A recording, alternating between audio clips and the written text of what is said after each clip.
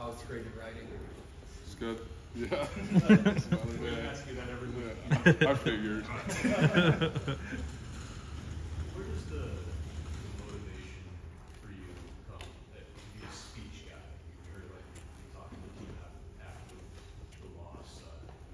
Saw a video online from the Rutgers come back in 2020. Is that just part of being a quarterback, or has that been something just always you've been somebody to kind of rally the troops together? I just feel like, I don't know, like a little bit of just kind of, I just get a feeling that something needs to be said, and usually I have a pretty good feeling as to what needs to be said and when, and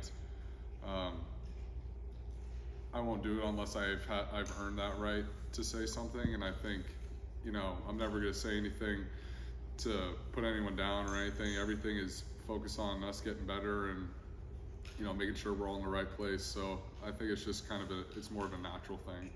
When did you feel that moment here that you That I earned it?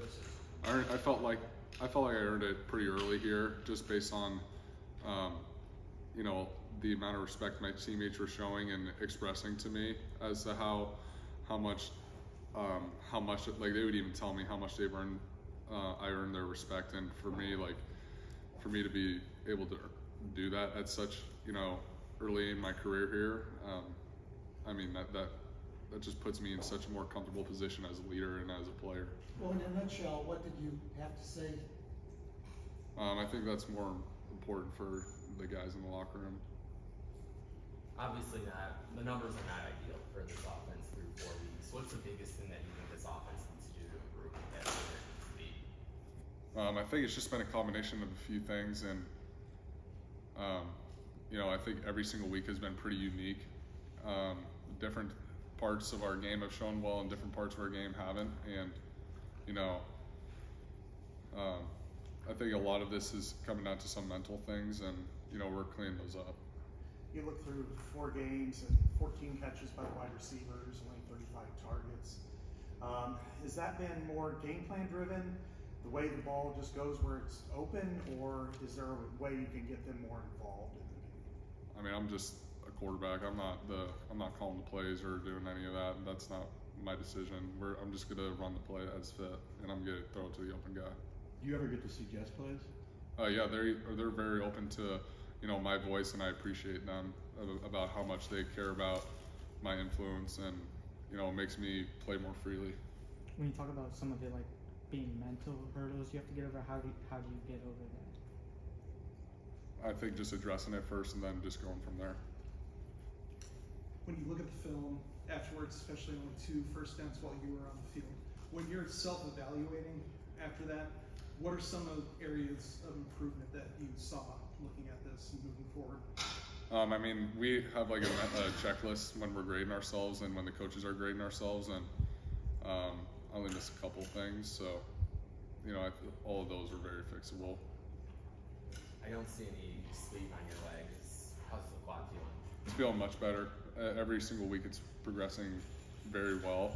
I'm getting a lot closer to being able to, you know, run 100%. Like I'm able to run, and I think all my pocket movement is at 100%. It's just more of when I open it up and just run out in open field is probably when I still feel it a little bit. But other than that, I feel great. Were you feeling it on that 18-yard run? Yeah, a little bit. I think just me being able to get out of the pocket and stuff, there are some times I was able to move around a little bit. Those all feel 100%, but once I realized that I had the yard to gain and all that, I just kind of coasted it out.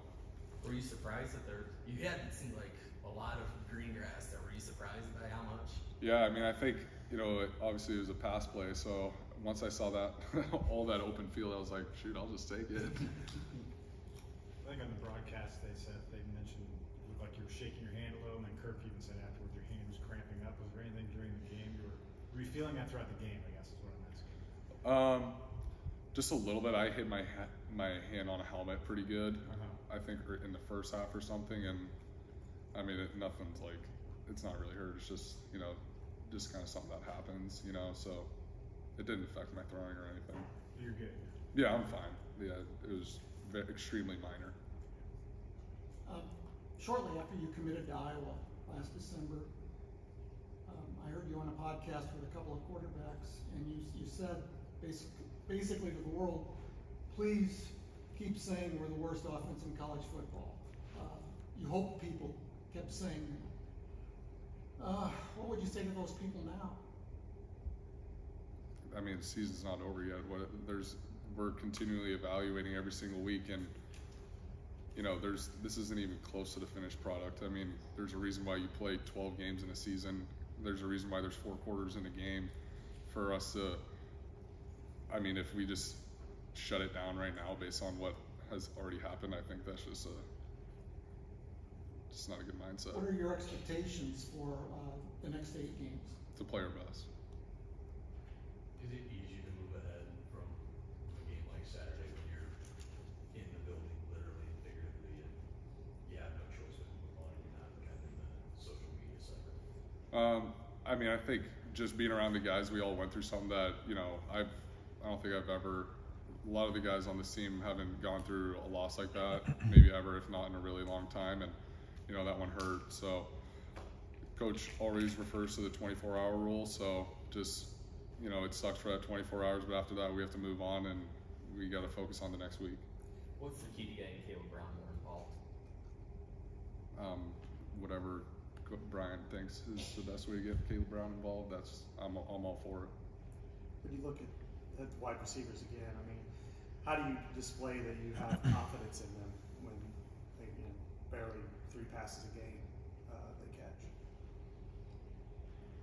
I mean, I'm extremely confident in them. Then they know how confident I am, and I know that they're confident in me. So I don't really care about anything other than me and theirs relationship, and I know how we both feel about one another. You said after the game you thought this might be like the worst you had felt after a game. You've been through a lot in your career. Like what made it reach that level for you after the game?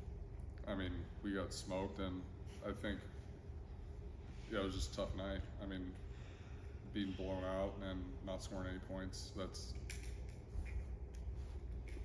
extremely tough as a competitor. So winning is great, and we love to win games, but when you lose, and especially losing that way, those sting. You talk about that 24-hour rule. That all said, when you guys get back to practice on Monday, is there an added level of intensity that you're seeing on that practice field, or is it just back to the usual high standards of intensity that you guys have in this program? I mean, I think the guys are well aware of how big of a week this is, and everyone felt that on Saturday, and our goal is never to feel that way again. So we've been attacking this week so far very well.